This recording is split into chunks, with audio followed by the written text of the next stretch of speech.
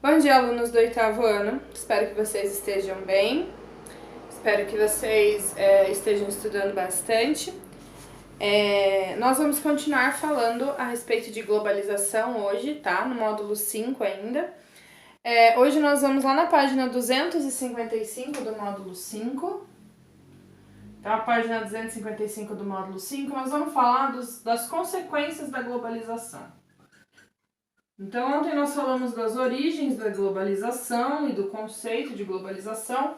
Hoje nós vamos falar das consequências. E quando a gente fala das consequências da globalização, a gente tem que entender que essa globalização tem consequências positivas e essa globalização tem consequências negativas, tá? E nós precisamos entender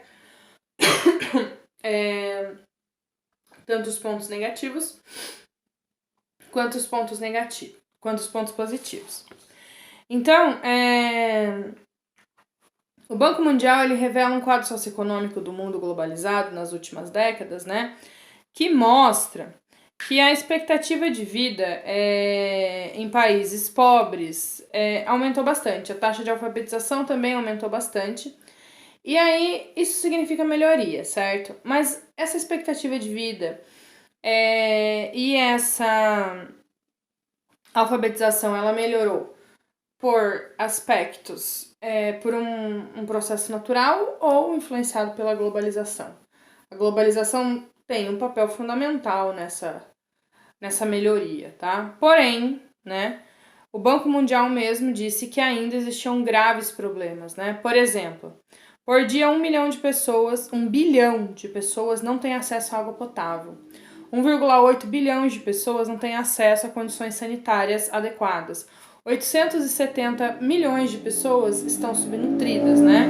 Esses dados, eles são de 2015, tá, gente? E aí esses dados evidenciam que a gente tem uma contradição muito grande, certo? A gente tem uma melhoria por um lado, mas a gente também ainda tem coisas que devem ser melhor tratadas e melhor resolvidas por outro lado. E aí que a globalização, né, ela tem uma influência muito grande nesses aspectos.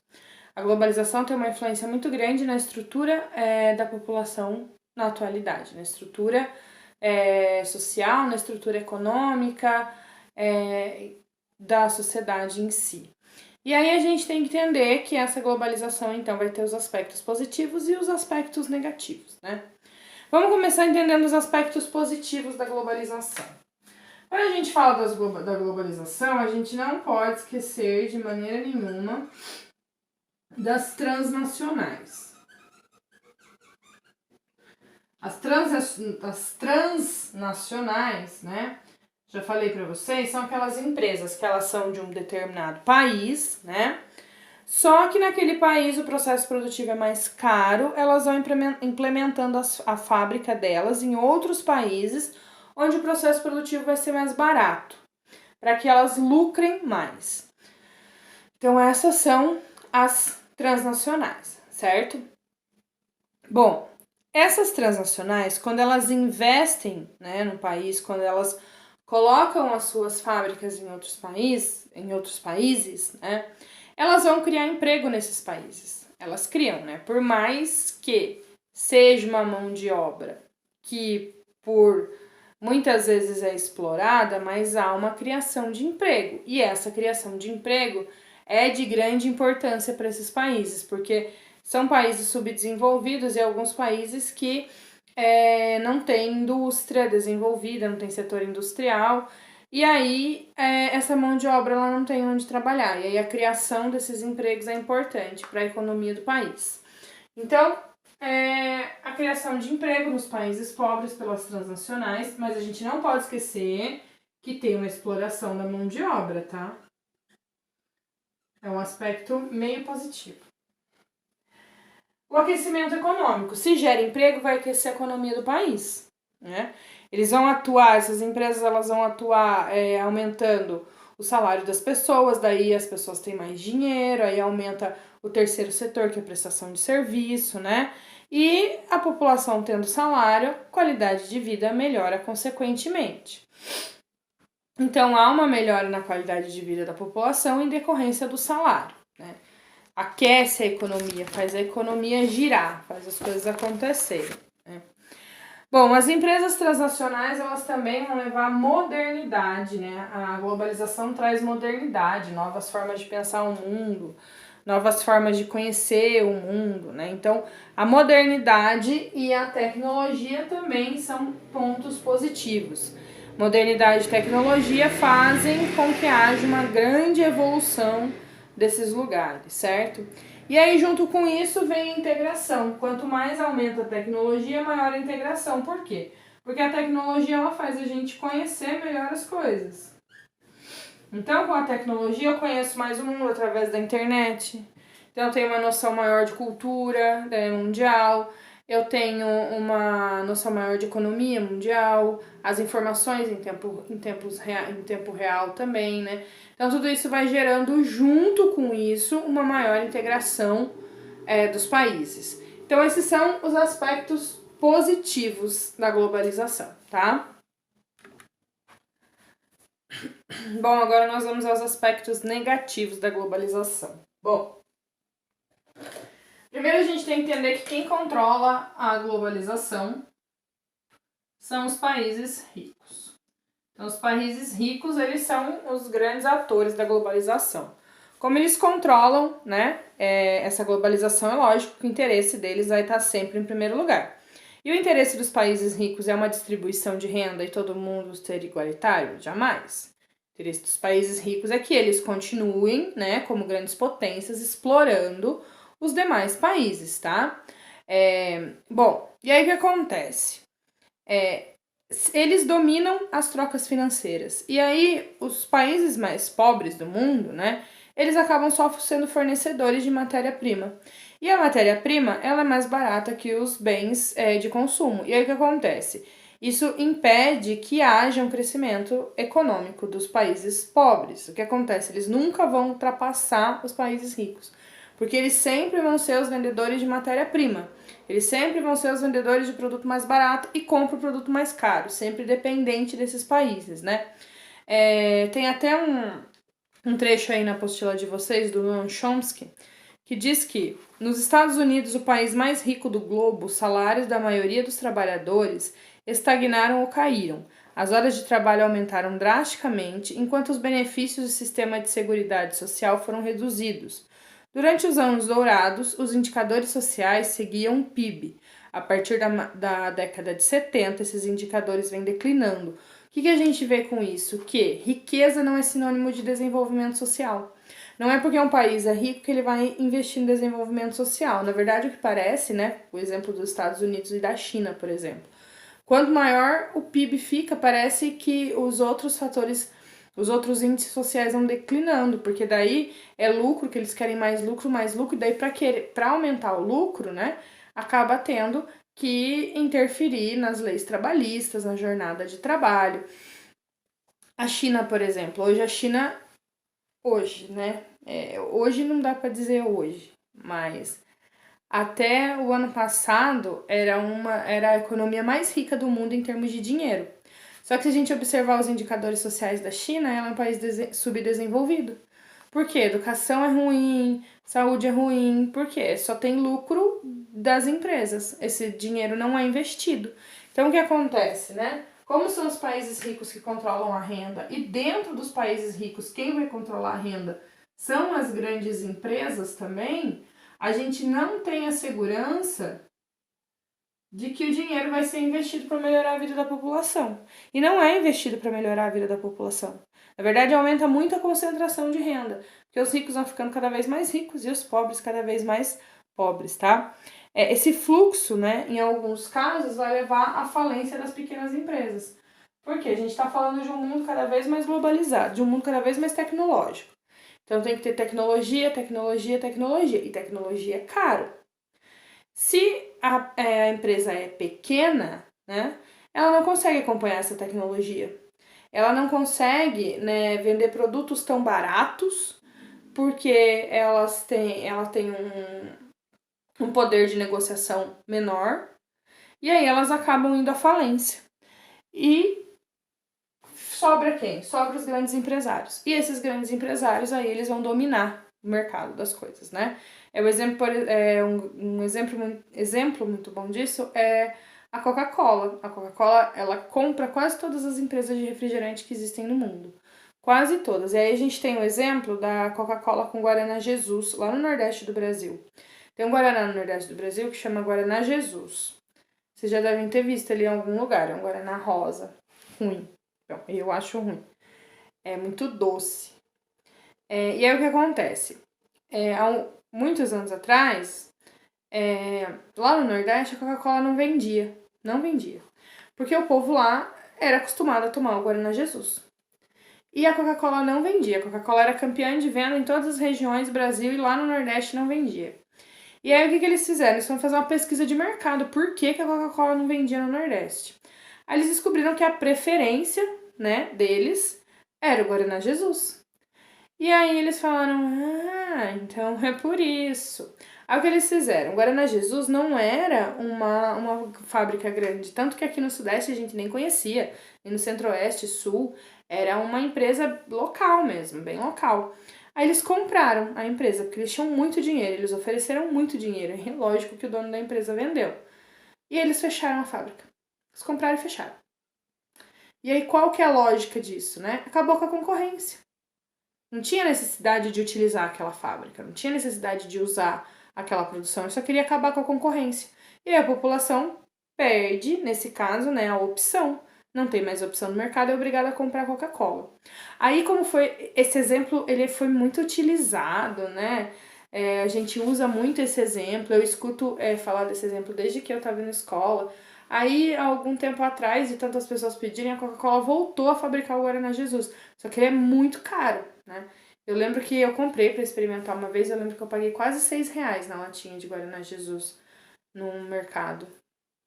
E não gostei. Mas aí ela vende caro pra quê? Porque a gente não vai comprar pra um consumo, assim, normal. Tipo, eu vou tomar refrigerante e vou comprar um fardinho de Guaraná Jesus. A gente compra pra experimentar, pra saber qual é o negócio, né? Que ele era tão famoso. Mas isso é uma lógica que eu sempre falo pra vocês, lógica perversa do capitalismo. Você destrói os pequenos empresários. E aí, quando você destrói os pequenos empresários, você comanda o mercado e você não precisa nem comprar a fábrica desses pequenos empresários para produzir.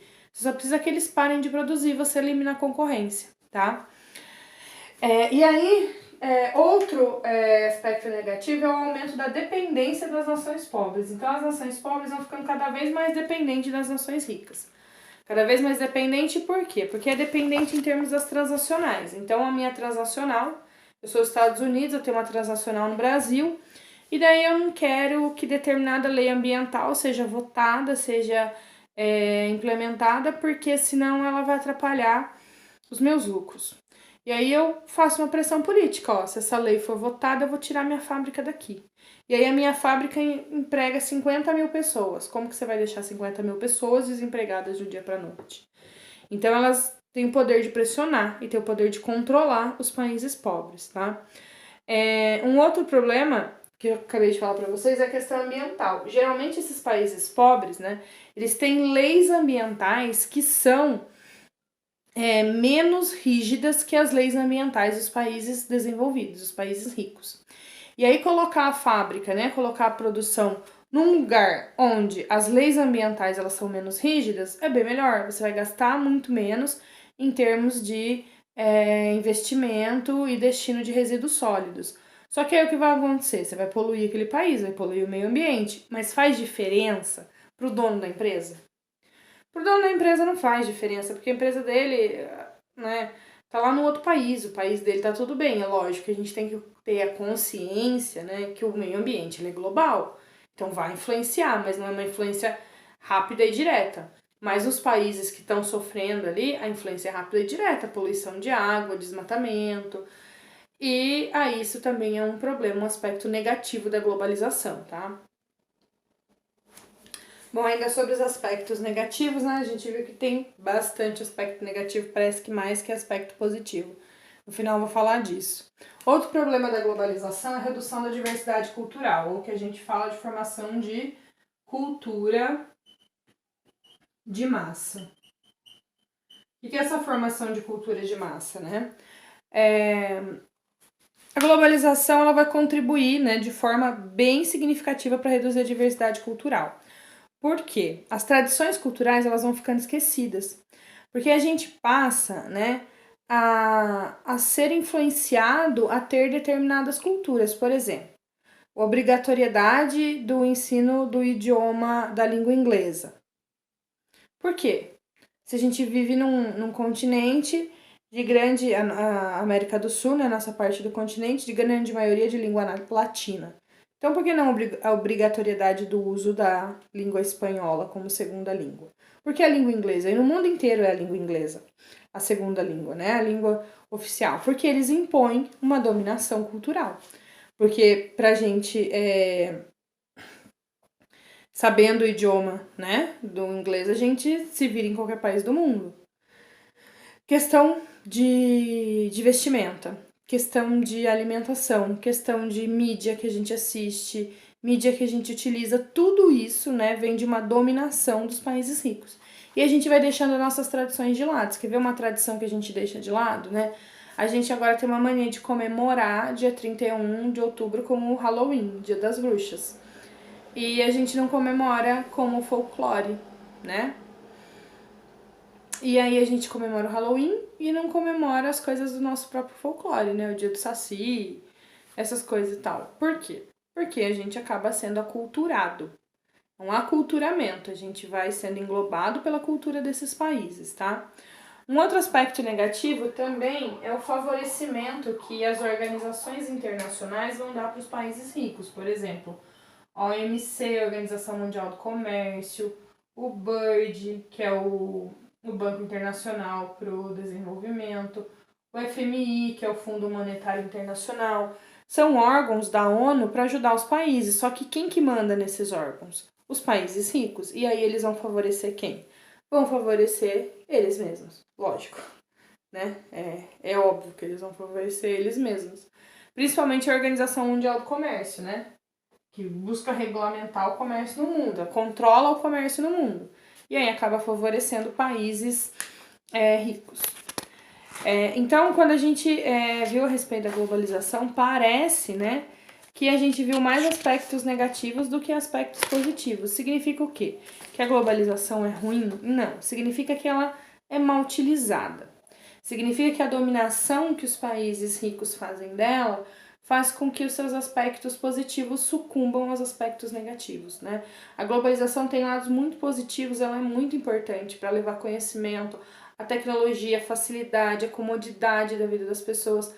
O grande problema é a tentativa de dominação que os países ricos fazem em cima dessa globalização. Mas essa globalização ela acaba surgindo por uma influência da dominação, vira um paradoxo, né? Como ter globalização sem dominação? E é um paradoxo que cientistas políticos eles discutem muito, né? O grande cerne, né, da limitação da globalização é a dominação. Se houvesse uma distribuição mais igualitária das coisas, a gente teria uma visão um pouco mais benéfica das suas consequências, tá? Mas ela é importante, extremamente importante, né? E os aspectos positivos da tecnologia, dos transportes, da comunicação, da integração, eles são tão importantes e pesam tanto quanto os aspectos negativos. É uma questão de analisar o que é mais importante, a economia e evolução ou a sociedade. E é uma questão de dificilmente a gente consegue definir o que é mais importante com certeza total, porque as duas coisas são importantes, tá? Enfim, essa é uma questão para vocês refletirem, tá? É importante refletir sobre isso. E aí agora as atividades que vocês vão fazer para mim, né? Atividade 2, teste 2 e o em casa 2. Então é isso, gente. Até a próxima aula e estudem bastante.